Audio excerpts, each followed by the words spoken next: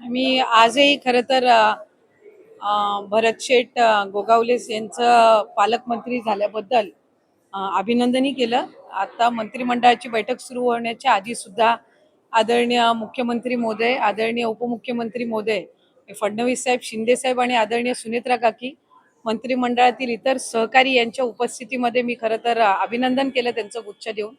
आणि रायगड जिल्ह्याच्या विकासासाठी महायुतीचं सरकार तर कटिबद्ध आहेच, पण त्याचबरोबर आज पालकमंत्री पदाची जबाबदारी त्यांच्यावर असताना महायुतीची एक सहकारी मंत्री म्हणून आम्ही दोघंही आणि इतर जे महायुतीचे आमदार आहेत, खासदार आहेत, आम्ही सगळेच रायगड जिल्हा अधिकाधिक प्रगतिशील करण्याच्या दृष्टिकोनातून आदरणीय देवेंद्रजी फडणवीस साहेब, आदरणीय शिंदे साहेब आणि आदरणीय सुनेत्रा काकींच्या मार्गदर्शनाखाली पुढे काम करत राहू.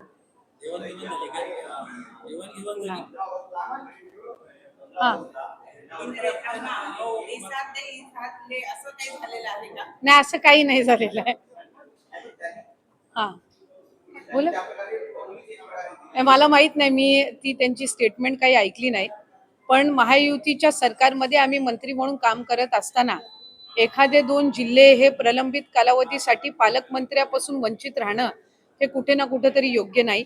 मधल्या कालावधीमध्ये आदरणीय फडणवीस साहेब असतील, आदरणीय शिंदे साहेब असतील, आदरणीय सुनेत्रा काकींच्या उपस्थितीमध्ये महायुतीच्या समन्वयाची बैठक सुद्धा पार पडली.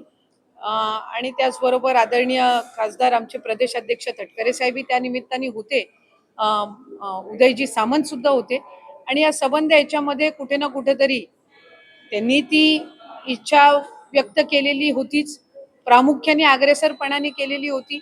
मी सुद्धा पालकमंत्री म्हणून महाविकास आघाडीच्या सरकारच्या कालावधीमध्ये काम केलं होतं, पण दुसऱ्यांदा ज्या वेळेला महायुतीच्या सरकारमध्ये गेल्या टर्ममध्ये कॅबिनेटची मंत्री झाली त्यावेळेला ते पद पालकमंत्री पदाचं शिवसेनेकडे होतं.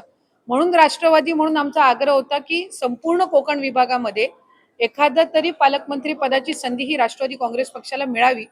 पण महायुती आणि महायुतीचे आमचे तिन्ही नेते यांनी जी भूमिका घेतलेली आहे त्यांच्या मार्गदर्शनाखाली काम करण्याचं जी भूमिका आहे आणि इच्छा आहे ती आम्ही सगळ्यांनी वर्तवलेली आहे.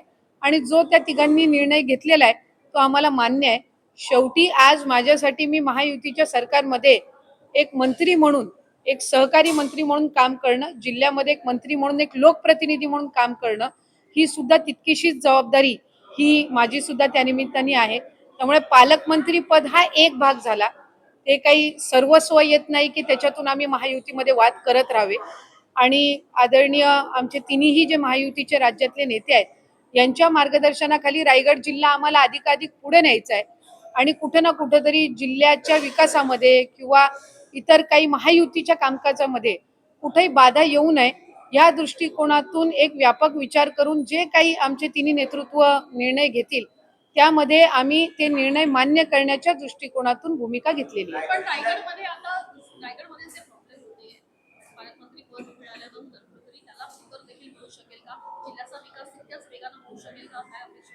खरं तर रायगड जिल्हा हा अतिशय गतिमान पद्धतीनं विकसित होणारा जिल्हा आहे. औद्योगिक क्षेत्र सुद्धा तिथं आहे, पर्यटन सुद्धा मोठ्या प्रमाणामध्ये आहे, अनेक पोर्ट सुद्धा तिथे विकसित होत आहेत. पण त्याचबरोबर जे आंतरराष्ट्रीय विमानतळ आहे हे प्रामुख्याने रायगड जिल्ह्याच्या हद्दीत आहे. आता आदरणीय मुख्यमंत्री देवेंद्र फडणवीस साहेबांनी काही दिवसापूर्वी घोषणा केली की 3री मुंबई जी आहे याचा विस्तार असेल, वेगवेगळ्या उद्योगांना चालना देण्याच्या दृष्टिकोनातून रोजगार निर्मिती असेल ही रायगड जिल्ह्यामध्ये होणार आहे. आणि अशा सगळ्या परिस्थितीमध्ये आणि विशेष म्हणजे पर्यटनाच्या दृष्टीने पण महत्वपूर्ण आहे, पण त्याचबरोबर पावसाळ्याचे दिवस आहेत, आपत्कालीन परिस्थिती सुद्धा अनेकदा आम्ही या 3-4 वर्षामध्ये तिथं अनुभवली. या सगळ्या याच्यामध्ये त्या सर्व गोष्टींकडे मला वाटतं लक्ष केंद्रित करणं हे गरजेचं आहे. एक पालकमंत्री पदाच्या विषयावर अधिकाधिक आम्ही त्या ठिकाणी जिल्ह्याचं राजकारण घुटमळत न ठेवता ते प्रगतिशील दिशेने आम्ही नेलं पाहिजे. आणि ह्या दृष्टिकोनातून आणि मी म्हटल्याप्रमाणे सर्वस्वी अधिकार आम्ही तिन्ही नेत्यांना दिलेले होते आणि त्यांनी जो निर्णय त्याच्यामध्ये घेतलेला आहे तो आम्ही मान्य केलेला आहे. भरत शेठ गोगावले हे माझे मंत्रिमंडळातील सुद्धा सहकारी आहेत, जिल्ह्याचे पालकमंत्री सुद्धा आहेत. त्यामुळे जिल्ह्याच्या हिताच्या दृष्टिकोनातून आम्ही साधारणपणे विकसित रायगड व्हावा या दृष्टिकोनातून आम्ही पुढे एकत्र काम करत राहू. माझ्या वतीने किंवा माझ्या पक्षाच्या वतीने आदरणीय तटकरे साहेबही आहेत, माझ्या पक्षाचे जिल्हाध्यक्ष, इतर सर्व मंडळी सुद्धा आहेत.